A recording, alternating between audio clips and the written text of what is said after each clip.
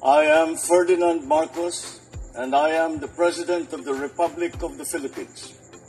I stand today on behalf of 110 million Filipinos. Hello people and hello universe, it's me again. Ayan, another good news for everybody mga kababayan. Saan ba yan? Ayan, siyempre sa Romblon yan mga bes. Oh, nakikita nyo? Oy, wow, grabe. Talaga naman, no? Dahil dito mga kababayan, hindi kasama po ang Pangulo, no? Siguro maimportanteng trabaho siya. Yung mga sekretary niya ang pumunta sa Romblon. Siyempre pinangunahan po ni DILG Secretary Abalos and the rest, no? So basahin po natin dito mga kababayan bago nyo panoorin, ha?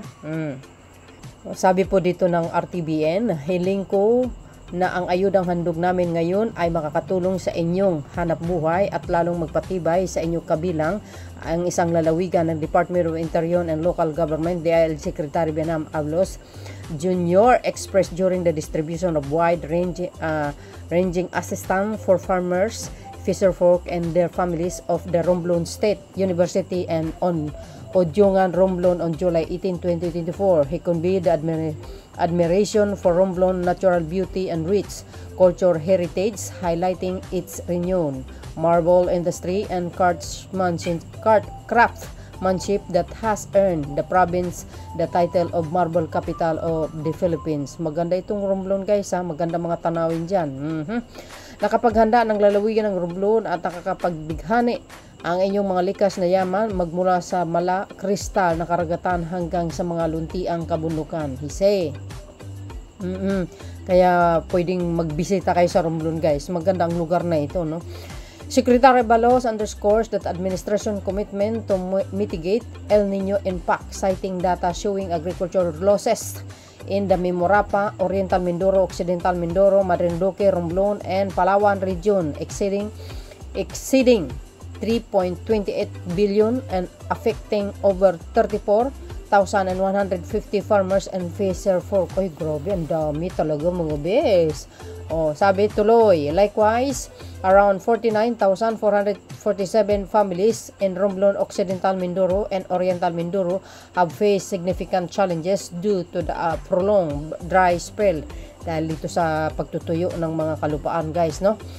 To address this issue, the national government unveils a comprehensive array of assistance package from the Department of Agriculture, Bureau of Fisherfolk and Aquatic Resources, which is ang BFARM mga base, Department of Labor and Employment, DOLE, and Technical Education and Skill Development Authority, which is ang TESDA, kasama din ng DSWD, of course guys. Ayan, tuloy.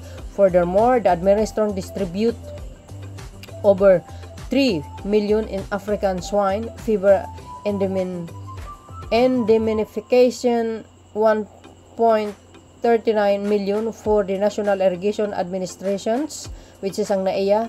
Alam nyo, lahat ng ahensya ng gobyerno, nagtutulungan sila. Grabe, million.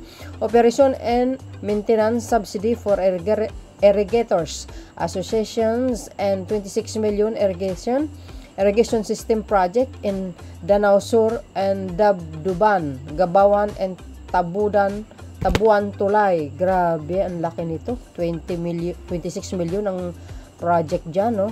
Sabi ko sa inyo, sa bawat lugar, mga kababayan, may proyekto ang Pangulo. Kaya panoorin nyo ang bawat speech niya. Dito, dahil hindi siya nag-speech dito, ito, binabasa na lang natin. Overall, more than 116.64 million in aid at distributed to beneficiaries in Romblon, Oriental Mindoro, and Occidental Mindoro. Hindi isang lugar lang yan, nabasa po natin, kaya pakinggan nyo mabuti.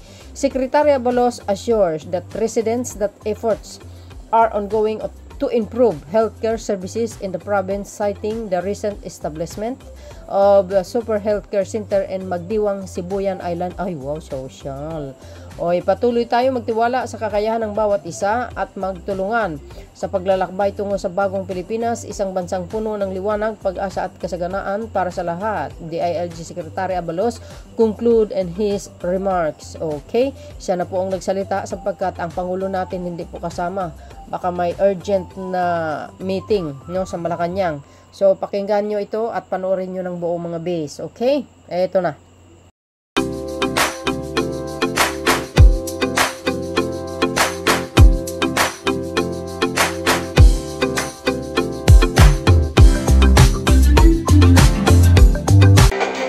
napakaganda ng lalawigan ng Romblon at nakakabigani ang inyong mga likas na yaman.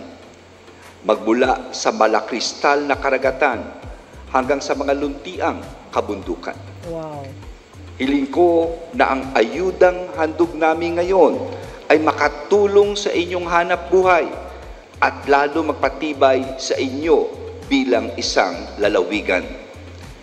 Patuloy tayo magtiwala sa kakayahan ng bawat isa at magtulungan sa paglalakbay tungo sa isang bagong Pilipinas. Isang bansang puno ng liwanag, pag-asa at kasaganahan ng bawat isa.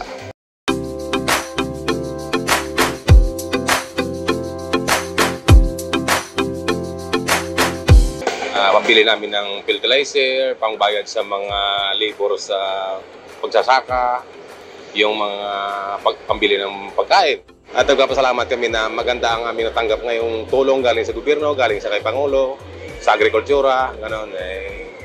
Kaya maraming salamat din na may dumating na biyaya na ayuda para sa mga magsasaka at mangingisda.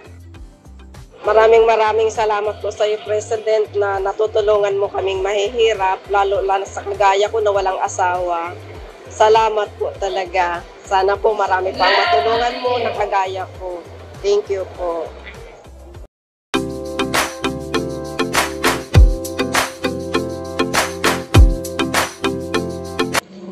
Malaking bagay na po yun.